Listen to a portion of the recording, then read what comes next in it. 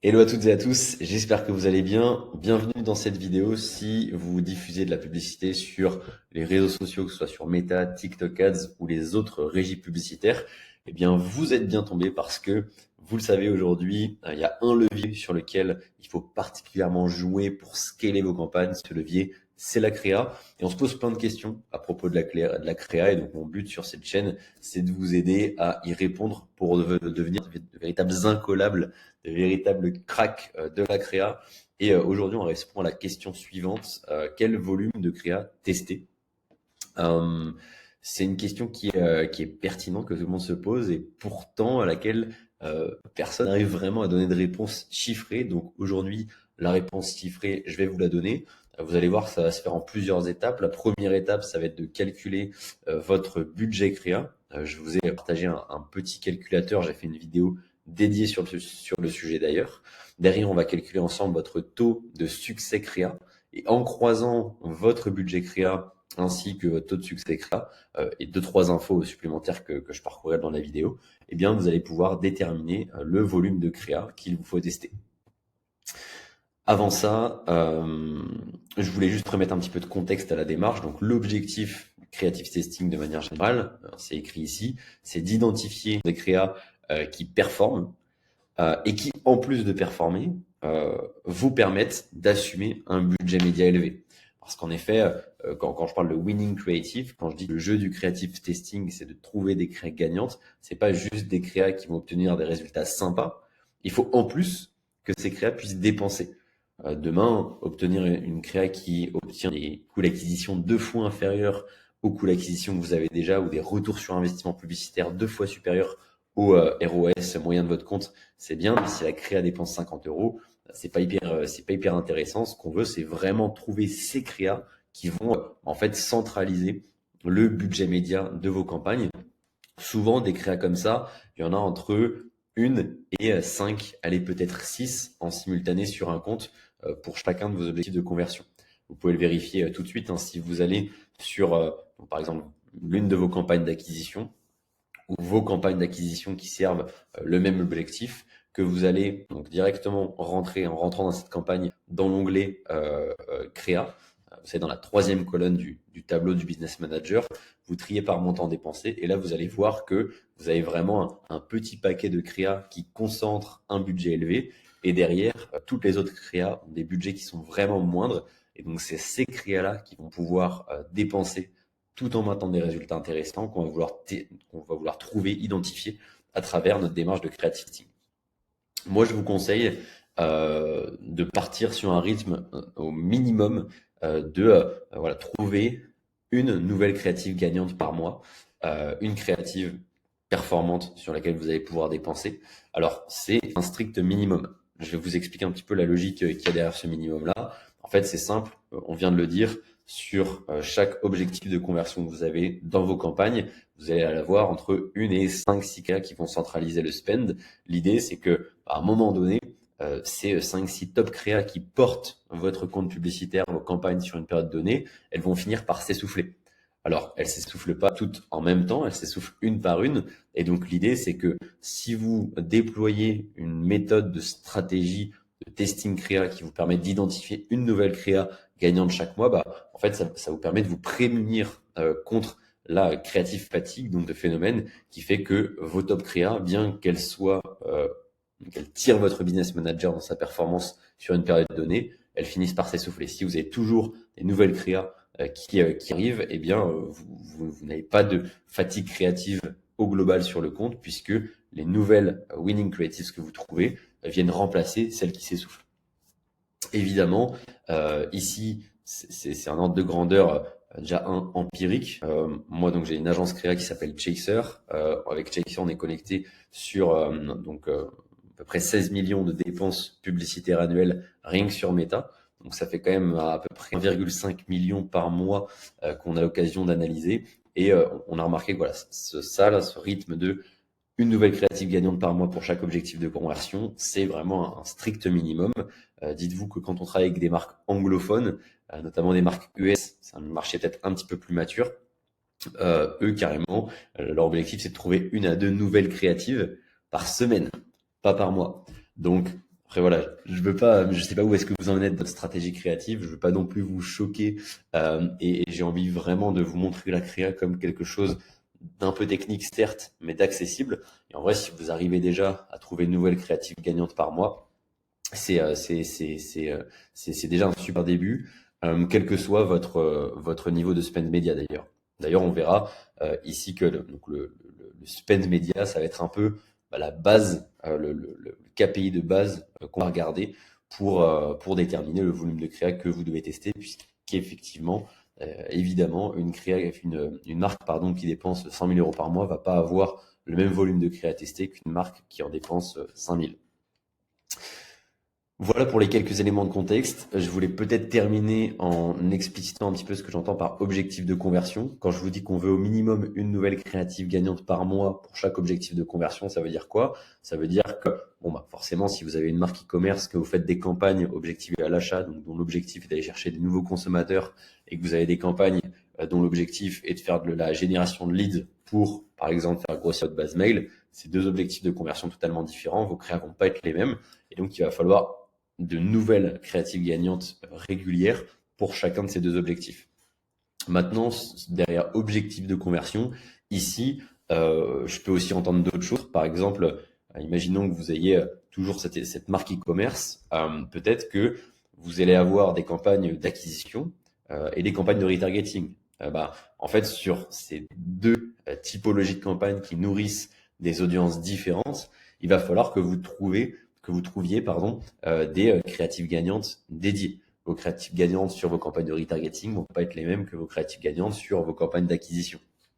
Pareil, si demain, je sais pas moi, c'est le Black Friday, vous avez une période promotionnelle et donc que vous voulez générer des créas pour soutenir cette période promotionnelle, en fait, il vous faut des créas gagnantes dédiées au soutien de ce temps fort, en plus de vos créas gagnantes fil rouge. Donc voilà, l'idée c'est que il vous faut pas juste une créative gagnante par mois dans l'absolu, il vous faut une nouvelle créative gagnante par mois par objectif de conversion. C'est assez logique, mais ça me semblait assez important de le préciser. Maintenant qu'on a posé ces différents éléments de contexte, on va passer sur le Google Sheet qui est juste ici. Alors c'est un document que j'ai déjà présenté dans une vidéo dédiée, donc je vais peut-être pas tout réexpliquer de A à Z, mais pour faire très simple, en fait vous avez juste à renseigner quelques chiffres concernant votre activité. Donc dans les cases grises ici, si vous êtes une marque e-commerce, plutôt dans les cases grises ici, si vous avez un business model pour lequel vous utilisez les social ads afin de générer des leads. Donc que ce soit un business de service, un business je sais pas, de formation, une application, une marketplace, etc. Donc vous remplissez les différents éléments et puis ensuite ici vous avez quelques autres éléments à remplir. Le budget média sur les 30 derniers jours, votre volume d'achat si vous êtes un e-commerce, votre volume de leads ici si vous faites de la lead gen, ainsi que votre AOV. Là, en fait, le tableau il va vous sortir votre budget créa. Grosso modo, comment est-ce que le budget créa est calculé ici? En fait, c'est assez simple. Je pars du principe dans ces tableaux que vos campagnes sont rentables et que vous pouvez vous permettre d'aller diffuser en fait des campagnes qui vous rapportent 0 euros. Et donc, vous allez utiliser la rentabilité latente de vos campagnes pour financer un investissement dans de la production de créa et dans du testing de créa afin de trouver de nouvelles créatives gagnantes pour augmenter la performance de vos campagnes. Si jamais vous ne pouvez pas vous permettre de run des campagnes avec une marge brute de 0 euros sur vos campagnes, eh bien vous avez juste à remplacer ici dans ces calculs le coût d'acquisition break-even, qui est le coût d'acquisition qu'il faut aller chercher pour avoir des campagnes social ads qui vous rapportent 0 euros par le coût d'acquisition qui vous permet, je sais pas, de générer 10, 15, 30% de marge en fonction de votre réalité économique. Je passe très rapidement là-dessus, je ne m'attarde pas parce qu'encore une fois, il y a déjà une vidéo qui est sortie à ce sujet, donc n'hésitez pas à aller la consulter si vous voulez plus de détails. Ici, ce qui va nous intéresser, c'est surtout de comprendre ces différents éléments dans ce sous-tableau. Dans ce sous-tableau, on vous demande deux informations, le volume de nouvelles créas nécessaires par mois et le coefficient multiplicateur, qui est en fait le nombre par lequel vous allez multiplier votre coût d'acquisition pour déterminer votre budget de testing créa, c'est-à-dire le montant que vous allez dépenser dans Meta, dans TikTok Ads, etc. pour tester le volume de créa que vous avez indiqué ici. Donc dans cet exemple, l'idée c'est qu'on a une marque qui a un coût d'acquisition à 80 euros. On veut mettre 3 fois 80 euros, donc 240 sur chacune des créas à tester, ce qui nous fait un budget de testing global de 7200 euros. Maintenant, la question c'est comment est-ce qu'on a trouvé ce 30 ici? En fait, c'est assez simple. On va revenir sur ma petite fiche de départ pour déterminer le volume de créa qu'il va falloir tester chaque mois. En fait, il faut que vous soyez au clair sur le taux de succès de vos créas. Donc, le taux de succès des créas, c'est quoi? C'est en fait le nombre de créas que vous considérez comme des winning creatives, comme des créas gagnantes, parmi le volume de créas que vous avez testé sur la même période. Donc, pour ce faire, vous allez vous rendre dans votre business manager. Vous allez faire la somme du volume de créas que vous avez testé sur les 6 derniers mois. Donc, pour ça, vous pouvez vous aider de la colonne date de création. Il va falloir compter donc toutes les créas que vous avez testées et il va falloir aussi compter la somme des winning creatives obtenues parmi les créas testées. Donc ici, je vous ai mis un petit exemple, donc non pas sur 6 mois, mais sur 1 mois pour que ça tienne dans le screenshot. Le mois de décembre 2024, on voit que cette marque a testé 12 créas sur le mois et a pu identifier sur les 12 créas tester 2 winning creatives qui du coup ont des coûts d'acquisition inférieurs à 30 euros, qui est donc la cible de cette marque, et qui en même temps a pu donc diffuser des montants particulièrement intéressants, 9 000 euros ici, 34 000 ici, là où toutes les autres créas ont soit pas dépensé, soit un petit peu dépensé, mais avec des coûts d'acquisition qui ont laissé à désirer. Donc l'idée, voilà, c'est de faire ça sur les 6 derniers mois. Pourquoi les 6 derniers mois? Tout simplement parce que plus vous avez de données à vous mettre sous la dent, plus la base de calcul sur laquelle vous calculez votre taux de succès est importante, plus le taux de succès sur lequel vous allez tomber va être précis, tout simplement. À savoir que vous pouvez automatiser ce calcul avec des outils d'analyse de données, comme par exemple Looker Studio, qui est un outil de Google. Encore une fois, j'ai fait une vidéo qui vous présente un peu mon Looker Studio avec une fiche comme celle-ci que vous pouvez télécharger. Donc, n'hésitez pas à aller checker cette autre vidéo quand vous aurez fini celle-ci. Mais bref, le taux de succès, c'est tout simplement le nombre de créas qui ont finalement performé et sur lesquels vous avez pu spend parmi le nombre de créas que vous avez testés. Et donc, par exemple, ici, 2 créas sur 12 testés, ça nous amène à un taux de succès de 16,7%. Ça veut dire qu'en moyenne, il faut donc 6 créas pour obtenir une créative gagnante. Donc, l'idée, c'est que si on était en train de remplir ce tableau pour cette marque, bah, ici, on n'aurait peut-être pas mis 30, mais on aurait mis 6, par exemple. Encore une fois, hypothèse importante à retenir, mais on est toujours dans la situation où on veut trouver une nouvelle créative gagnante par mois, par objectif de conversion. Donc ici, dans ce tableau, c'est que quand on parle du volume de créa nécessaire par mois et que je mets 6, en fait, je juge que la marque en question, la marque dont je vous ai montré un screenshot ici, n'a qu'un seul objectif de conversion. Mais en réalité, si elle vendait par exemple, je sais pas, 2 produits avec à chaque fois des campagnes d'acquisition de retargeting, ça nous ferait en fait, non pas 6, mais 6 x 4. Tac, et on serait plus sur cette réalité-là de 24 nouvelles créas à tester chaque mois. Dernière étape, alors la dernière étape, on a déjà commencé, puisque il s'agit de reprendre le sheet de la première partie. Dans la feuille numéro 2, donc celle qu'on était en train de parcourir, en fait, l'idée, c'est de reporter le volume de nouvelles créas nécessaires par mois et de renseigner, donc exactement comme on vient de le faire, le chiffre qui ressort des calculs de l'étape 2. Et ensuite, il y a une dernière étape, c'est qu'il faut qu'on vérifie la cohérence de ce que le tableau nous sort. Je vous donne un exemple. Donc, imaginons que demain, hop, ici je renseigne 100 parce que voilà, mon taux de succès croisé avec la multiplicité de mes objectifs de conversion de fonds que j'ai besoin de tester 100 créas par mois, en fait, on voit que ça n'est pas possible étant donné mon budget créa. Parce que du coup, mon budget créa ici, il est de 12 000 euros. Si je reprends ma règle de calcul selon laquelle il faut que je diffuse entre 2 et 10 fois le CAC selon ma réalité économique, ici j'ai mis 3, à 100 créas s'il faut que je dépense 3 fois mon coût d'acquisition, donc 3 fois 80 euros fois 100, bah, juste c'est impossible. Ça m'amène à un budget de 24 000 euros, sachant que j'avais calibré mon budget créa pour qu'il soit donc non risqué à hauteur de 12 000 euros. Donc typiquement, ce tableau-là, il nous permet de contrôler le risque budgétaire lié à la créa, de faire en sorte que bah voilà, je fasse le volume suffisant pour tomber sur des créatives gagnantes en fonction de mon taux de succès, sans non plus que je parte dans un délai de production qui serait trop important par rapport à mon budget média et mes coûts d'acquisition. Et donc, si jamais vous êtes dans cette situation, que vos calculs vous sortent que vous devez produire 100 créas mais que vous n'avez pas le budget pour, ni la réalité économique pour, bah en fait, il faut tout simplement prioriser. Il y a première chose que vous pouvez vous dire, c'est OK, est-ce que déjà, si je diffuse, si je teste mes créas, non pas avec un budget testing de 3 fois mon coût d'acquisition, mais de 2 fois, ça marche, on voit que c'est quand même encore un petit peu compliqué. Imaginons maintenant que vous vous disiez, OK, bon, bah, je vais peut-être réduire les objectifs de conversion sur lesquels je multiplie mes testing créa. Peut-être qu'il y a des objectifs de conversion sur lesquels j'ai besoin de creuser plus la performance que d'autres qui sont un petit peu plus stables. Donc, imaginons que je fasse un focus sur la moitié de mes objectifs de conversion.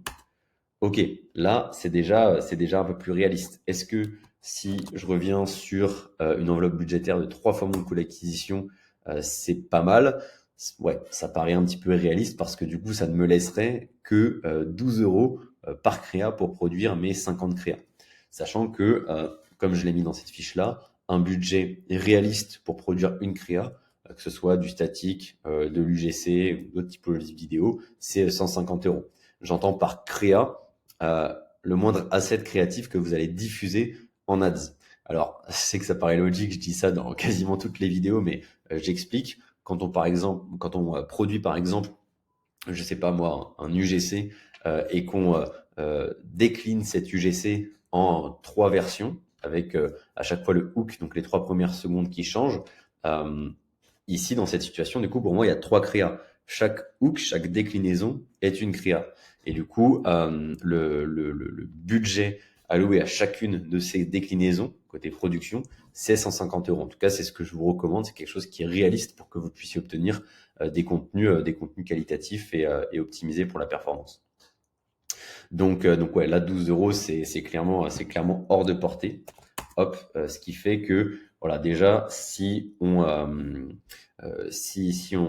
réajuste le coefficient multiplicateur pour du coup allouer de manière plus intelligente notre budget testing, on arrive à 92 euros par créa. Ce qu'il faut, c'est encore peut-être recalibrer les objectifs de conversion sur lesquels on se positionne. Et là, tac, clairement, on arrive à quelque chose qui est intéressant. Tester 25 créas avec la réalité économique de cette marque, son taux de succès et un coefficient multiplicateur qui est assez intéressant pour qu'on puisse rassembler assez de data afin de tirer des conclusions pertinentes sur la créa. C'est quelque chose qui me semble plutôt réaliste.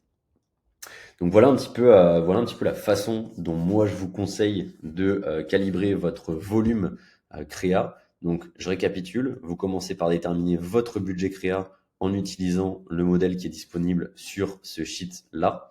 Deuxième étape, vous calculez votre taux de succès créa pour chacun de vos objectifs de conversion. Ensuite, vous reportez le volume idéal dont vous auriez besoin pour trouver au moins une créative gagnante sur vos différents objectifs de conversion dans cette case-là. Et ensuite, vous contrôlez en jouant donc sur ces 3 variables, le volume de créa, le coefficient multiplicateur et le budget, donc le coût de production. Vous contrôlez un petit peu que donc votre mix soit réaliste, et si ça n'est pas réaliste, soit vous baissez votre coefficient multiplicateur et donc vous acceptez de prendre des décisions sur les créas qu'il faut couper et celles qu'il faut scaler avec un petit peu moins de data, soit vous choisissez de prioriser le testing sur certains de vos objectifs de conversion plutôt que d'autres, ce qui vous permet de faire diminuer le volume de créa que vous testez, tout simplement. Eh bien écoutez, je pense qu'on est bon. On a répondu à la question du volume de créa à tester quand on fait de l'ADS, que ce soit sur Meta, TikTok Ads ou les autres régies publicitaires.